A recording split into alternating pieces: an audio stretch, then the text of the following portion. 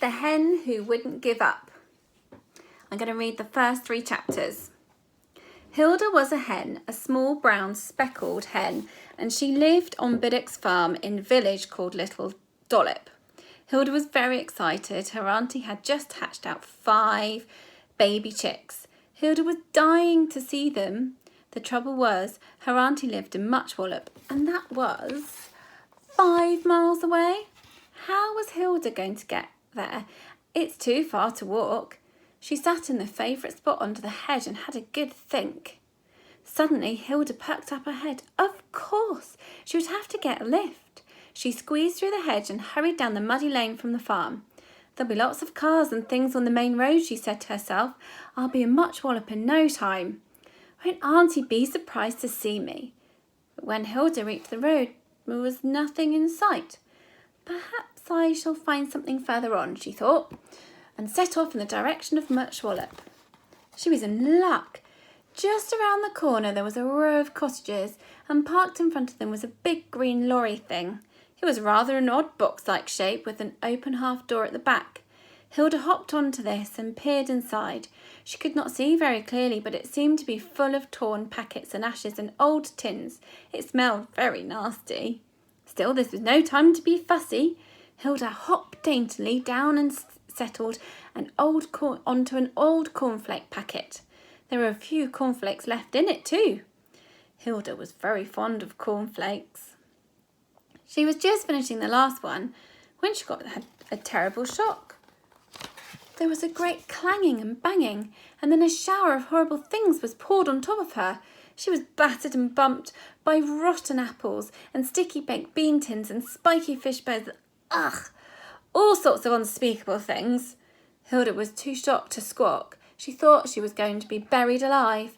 At last it stopped. But worse was to come. A voice shouted, "All right, Bill, up she goes!" And the whole thing began to tip up. This helped at first because all the rubbish rolled off Hilda again and unburied her, but it went on tipping until all the rubbish was piled at the other end of the cart, with Hilda, fluttering and furious, tumbled on top of it. It was bad enough to have dustbins emptied on her head, but to be turned upside down as well? It was too much. Hilda spread her wings and fluttered to an open end of the cart, which was now facing up to the sky. Just as she got there, the whole thing began to swing down again. Hilda clung desperately to the tailboard as it plunged to earth. When it stopped, she hopped down and began to run. She did not stop running until she was safely back in the farm lane again. She was shaking all over. Oh dear, she clucked, collapsing into a sad little heap by the ditch. Oh dear, dear. When she had rested a little, Hilda shook the dust of her feathers and had a good wash in the ditch. She felt a lot better after that. Silly me, she muttered to herself as she pecked away at a patch of treacle on her tail. I would choose a rubbish cart. Never mind. I'm going to see Auntie's chick somehow. I'll get there tomorrow. Maybe in something cleaner. And brave little Hilda cocked her head and set off home to the farm. Chapter 2. Hilda Gets a Lift. The sun was shining brightly when Hilda woke up the next morning. I'm sure I shall find something to take me to Muchwallop today, she thought. She set out straight after breakfast, looking very important. Anyone could see that she was a hen who was going somewhere. She went down the farm lane and along the main road towards Muchwallop. Right. Through the village of Little Dollop she went and past a few cottages on the other side, but she saw nothing she might ride on except an old doll's pram in somebody's front garden, and that was not much good without somebody to push it.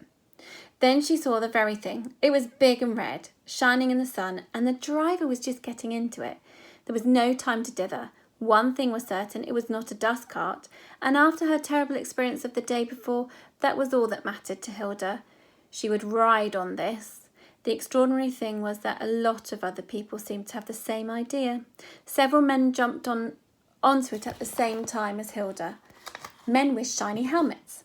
Hilda had no time to wonder why. She was too busy hanging on. The fire engine, for that is what it was, had set off in a terrific speed. Hilda was sure she would fall off. She closed her eyes tightly as she was joggling and rattling about and the wind whistled through her feathers. The big silver bell winking in the sun above her head began to clang and clang. It was all very exciting, and Hilda began to enjoy it. She opened her eyes and looked around her. There was a ladder just above. She could perch more securely on that. She scrambled up to it and hopped right to the top. She had a splendid view from up there. She could see for miles. Everything scattered in their path. Carts, dogs, bicycles rushed for the shelter of the hedge when they saw and heard the fire engine approaching. Hilda was delighted. They would soon be at Much Wallop at this rate. Then she saw, at her horror, that they were turning off down a side road. This was no good. She would have to get off. "Stop," she squawked. "Stop! I want to get off." But of course nobody heard her above the noise of the bell. Then they stopped suddenly. Hilda was nearly jerked off her perch on the top of the ladder, and the ladder began to move. Before Hilda realised what was happening, she was going up and up into the air. They had reached the fire, and the ladder was being sent up to the top windows of a very tall house so that a fireman could climb up and rescue anybody trapped onto the top floor. But Hilda wished she had a parachute. The smoking windows were getting nearer and nearer, and she did not want to be a cooked chicken. So this is Hilda on the top of the ladder, and she's approaching the house that's on fire.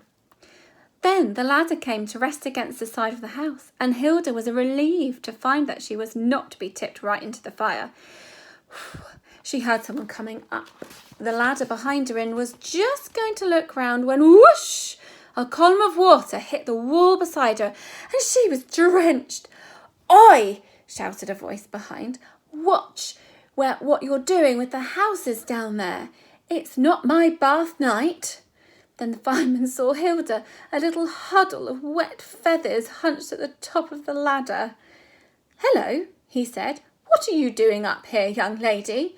You don't look much of a fireman to me. I'll have you down in a jiffy. Just hang on whilst I have a look round." The fireman climbed over her and disappeared over the windowsill into the smoke. He was soon back again, to Hilda's relief. "Nobody there, my love. Come on down." He took off his helmet and gently lifted her off her perch and placed her in it.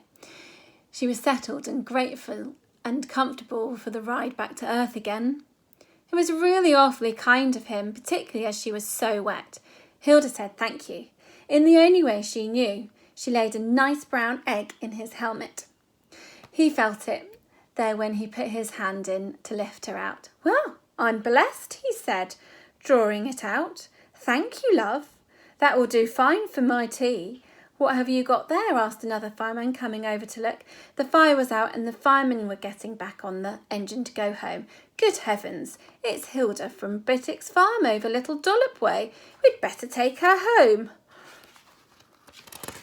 So Hilda had another ride on the fire engine, but sedately this time, in the kind fireman's helmet. He dried her as best he could with his hanky and let the sun do the rest. All the other firemen were jealous about the egg. "Come on, Hilda, lay one for us," they teased her, but Hilda pretended not to notice. When they got to Little Dollop, Hilda's fireman set her down at the farm gate. She gently pecked his hand to say goodbye and then squeezed onto the gate and strutted into the yard. She had created quite a sensation. It isn't every day that a hen arrives home in a fire engine. All her friends goggled. It was only when she had told them all about it that Hilda realised that her adventures were not over. She still had not seen her auntie's new chicks at Much Wallop. She would try again tomorrow.